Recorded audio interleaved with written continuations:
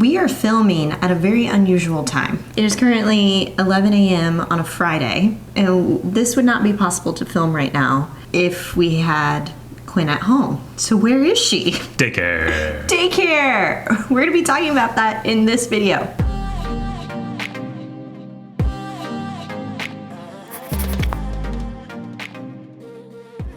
Hey guys, it's Justine with Debt Free Millennials, the channel to help you crush your debt and live payment free.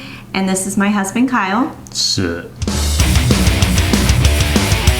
We go over our real income and expenses, our real monthly budget to show you exactly what it looks like as a millennial couple with a 1-year-old daughter living in Los Angeles.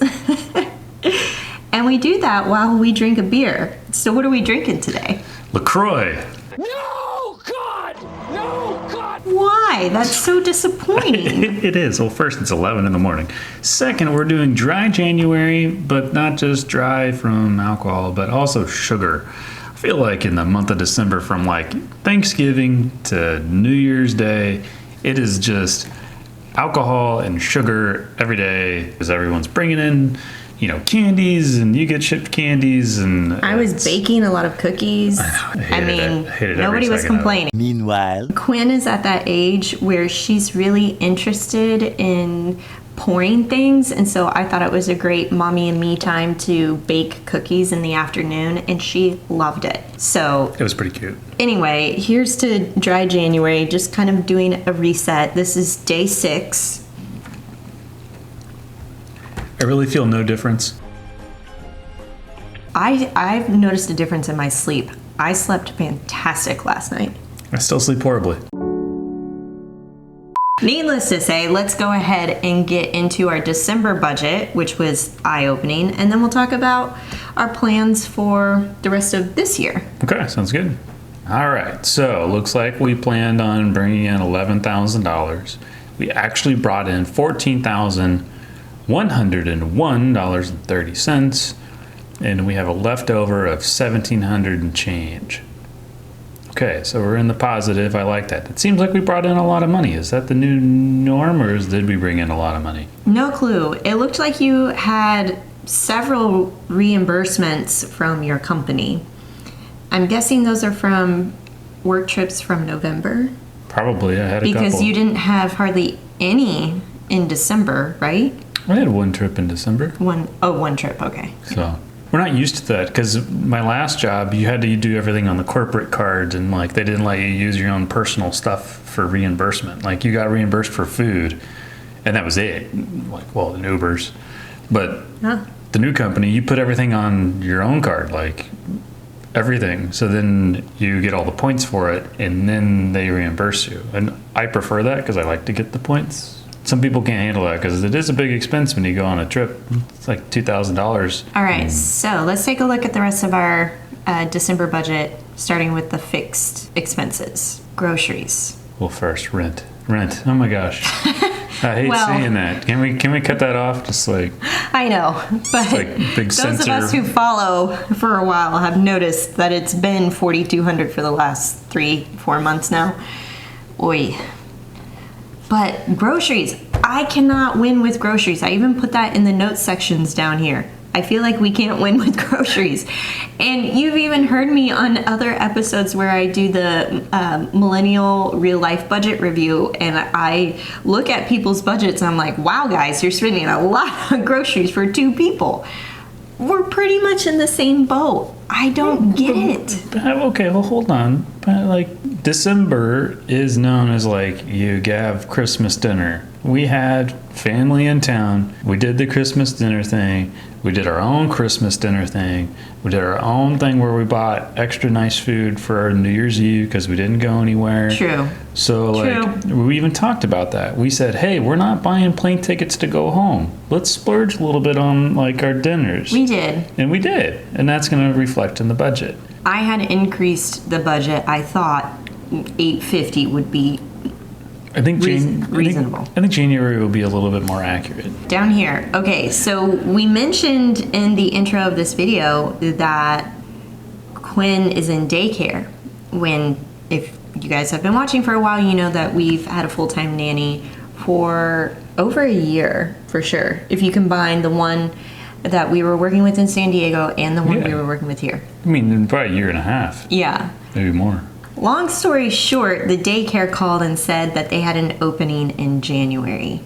And we really took that decision very seriously, talking about whether or not Quinn was ready for that experience, if that was the right decision for all of us as a family. So it was a hard decision to make. I'm happy with our choice, though. I think it's too early to say. I'm happy financially because it's like $1,000 a month cheaper. Not like it is $1,000 a month cheaper. The drop-offs and like her adjusting to daycare has been terrible, which is expected. I mean, new environment, new people, new kid, no mom, no dad. She cried a lot the first day and cried a lot the second day. And guess what? She cried a lot the third day. So we're improving every day. So that's the right trend line that we're going on. Yeah. She is partially vaccinated now. Yeah. She's gotten 2 shots for her COVID vaccine, and then she'll get the 3rd one next month. So that has a little bit of assurance on our side to say, okay, even if she did contract it, that it wouldn't be as bad. I love that it's $2,200 a month and not $3,200 a month. I love that this particular daycare provides breakfast, lunch, and snack, milk, diapers, wipes, and organized activities. I saw later this month they're doing a field trip to the LA Zoo. And they're learning about science right now and pretending to be scientists. Quinn's dad is a scientist. Yeah. Wow. Yeah. So I thought that was pretty cool. It's like, oh my gosh, you learn about atoms and physics. Okay. So obviously December we had a nanny full time. Also, we paid out. Did that happen in January? No. We should be good to go for this month being just the childcare expenses for daycare. Yeah. So our budget's going to change, which means we're going to be freeing up some money that we can move elsewhere, which is fantastic. And we can talk about where we think we should put that extra $1,000 later at the end. In my pocket. On a golf excursion. Oh, tried that this morning. Didn't work out. It's rained so much in LA, they closed down parts of the golf courses because it's just too wet. Anyways. Yeah, we needed the rain. Let's talk about fun, because we also increased the fun budget for December at the beginning of the month, knowing we were staying here for the holidays. We were over restaurants by $91. We splurged and treated our best friends from San Diego to a really nice sushi dinner.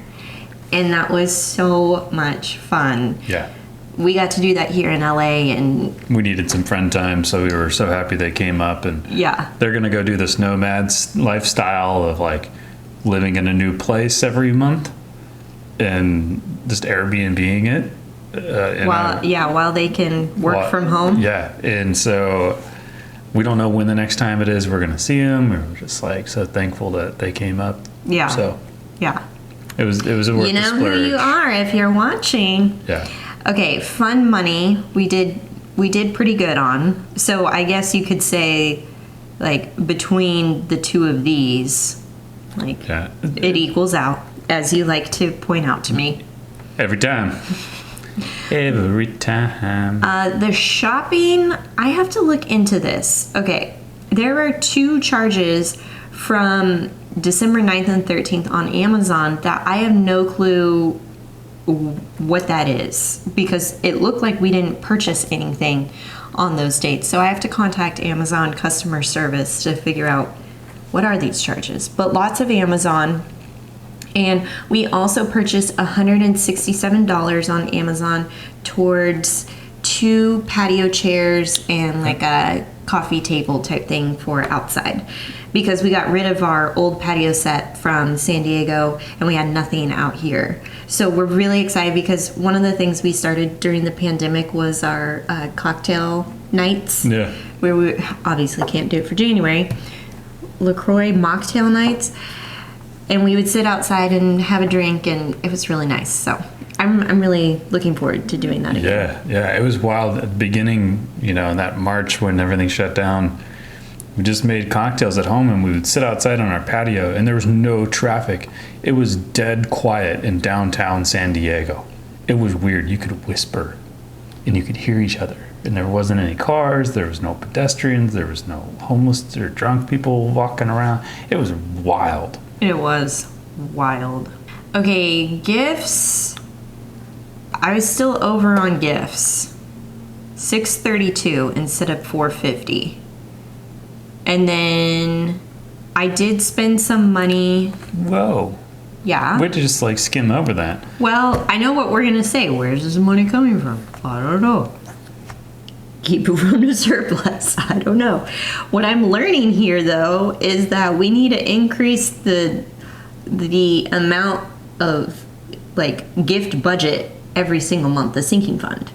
Isn't that what we've been doing? Don't we? Isn't gifts a sinking fund? It is. However, we were putting $200 per month towards the gift budget, and it was not enough to cover all of the stuff that we purchased for gifts. So is our new monthly contribution to the sinking fund now $400? Well, what I would like to do is I would like to take a look at how much we spent on gifts in the year, which I'm not going to reveal that in this video because we are going to do that for our year-end review. And then we'll make the choice of whether or not we need to scale back on gift amounts, or if we really feel in our hearts like this is something we want to do and we feel really good about it. Table that conversation. See how I did that? Got around it by saying we'll talk about it in another video? Down we go to future. Thank you very much. So $800 automatically got saved to the down payment because I have that on the automatic savings contribution to Ally, even though we didn't budget for extra $800. Oops. That did get moved over. Thankfully, we have reserves in our checking account to cover things like this. Another thing that I did, and I wanted to point out at the end of the month notes, I had transferred $5K to the down payment and $5K to the emergency fund from that big bonus payout that you had from when you changed jobs. So that is why, and I can update this now, but that is why our down payment amount has changed drastically to $156,000. But if we go ahead and start opening up our investing account apps, I'm sure this has increased even more. So let's go ahead and do that. Investments don't always go up. Yeah, it didn't. It went down. Okay, so, well, I still got to work on this, but let me see the Robinhood, your Robinhood. 18,754 and 63 cents. Okay, so yours went slightly down. Yeah, I'm keeping my play money on the side for a while still. Since I'm in Vanguard right now, I'm going to go ahead and update my retirement accounts.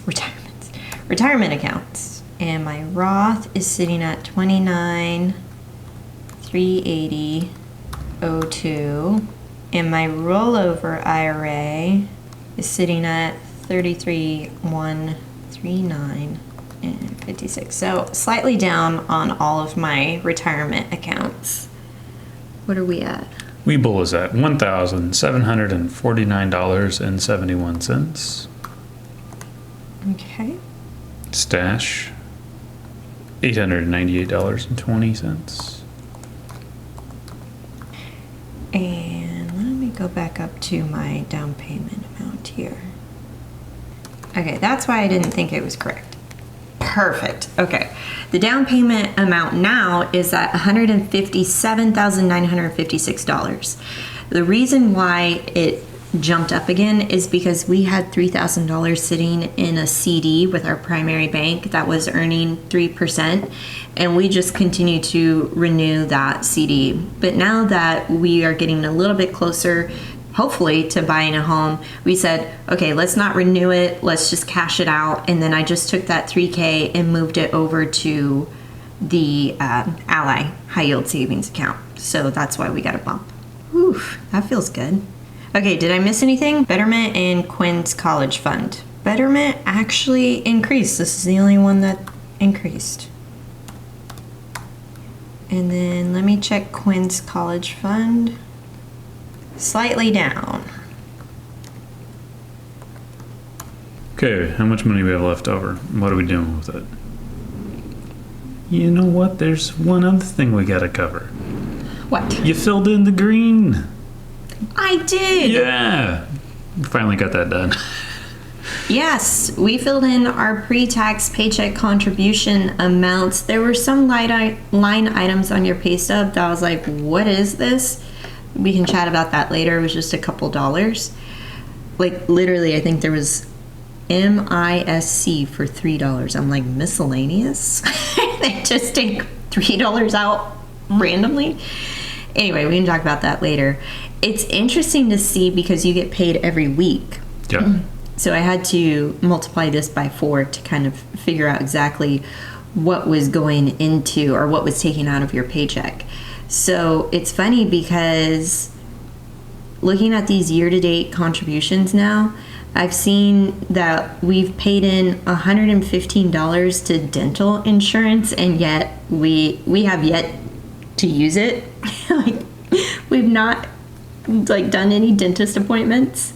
Anyway, in health insurance, we're lucky, which is a terrible thing to say, that we're lucky that we're paying only $457 per month for health coverage for the 3 of us, because I know that is not the case for a lot of folks. I just think can I get on a soapbox? I just think it's ridiculous that how much our country charges for health insurance. Yep. It is ridiculous, even for healthy individuals. Even sick people need it more than healthy individuals, and you're going to charge them out the you know what? I think it's terrible. I would pay more for a health insurance tax if that could be included as part of, I mean, that's kind of what we do already, right? With like Medicare and Medicaid. Yeah. We pay into that, but that's for a specific set of individuals, not for It's for old people. old people or poor people, right? Yeah, there's certain qualifications you need to meet. I think it's nuts. I think it's stupid. But here That sounds like a whole nother video. It does. Okay. Back to the thing, soapbox off, back to the 17, 18. Yeah, what do you want to do with it? I got nothing. Like, just throw it into our investment account right now. One thing we did discuss loosely when we were talking about our 2023 financial goals is we talked about creating a home maintenance or like a home sinking fund. Because now we know, since we've moved, that there are things that are going to pop up that you want to get to make sure your house is either furnished or set up correctly. And I think it might be wise to even just take $1,000 to start that sinking fund. Yeah, I think we need to, sure, we can start it. That's fine. But I think we need to make a list, like a prioritized list of like, these are the things that we want when we move in and do our stuff. Oh yeah, I have a notes. I don't know if you know this, but I have a notes section on my phone that is like dream house wish list. Nice. And whenever we talk about it, I'm like, ooh, that's a good idea, and I'll write it down. Yeah. So The first one I think we need to do is, I don't know why this is, but I see so many houses that don't have doors to the master bathroom. yeah. Just like wide open, or they're like the top of the wall is open. And I'm like, why? I don't know. I get up earlier than she does sometimes, and it'd be nice to just close the door and turn the lights on and not have to like tiptoe around. Because our current bathroom that we have now has no door. We literally have a shower curtain to pull across, because if you don't have that and the shower curtain to the bathroom is open, it points directly out a window that's directly across the street from somebody else's window that goes into their bathroom. So it's a nice View? Yeah. So, yeah, another reason to maybe have a door to the bathroom would have been helpful there. Yeah. Anyways, that's one of many things that I would like to see in a new house. Yeah. Okay, so we'll start home sinking fund with what, $1,000 Yeah. for sure? Yeah. Okay, then what do you think we should do with the 700 plus? I think we should just throw it into our investment account, like our whatever we're throwing in the down payment house or down payment in. Let's just not necessarily for the down payment, but let's just throw it in that bucket. Okay. And I think we should throw the $1,000 in the same bucket, just allocate it differently. Oh, I see. So basically just put all of this in our down payment fund. Yeah, but say like I don't know if we're going to put 150. Like if we put just 150,000 towards the down payment, then we take the other 6,000 or 7,000 that we have, and we could say this is for upgrades. This is for a door to the bathroom, and Yeah, new appliance if we need to purchase one. And we don't know these things until we get there. no. But it would be nice to have, 10K to say, all right. Yeah, I'm curious. Like when you guys all bought a new house, what's something that you wish you had done like right away? The area we're maybe going to be moving to is a little bit drier, so like a whole house humidifier, or like a tankless water heater. Curious what everyone else's input is on this one. Yeah, please comment below and let us know what if your homeowner were some of the first things that you wished you would have done or did right away that you were like, yes, I'm so glad we did that. So let us know. I think this was a great wrap up to the year of 2022. Yeah. And then catch us in our next video where we are going to be talking about the entire year of 2022, how much we made, all of our expenses. See you next time. Okay. Bye.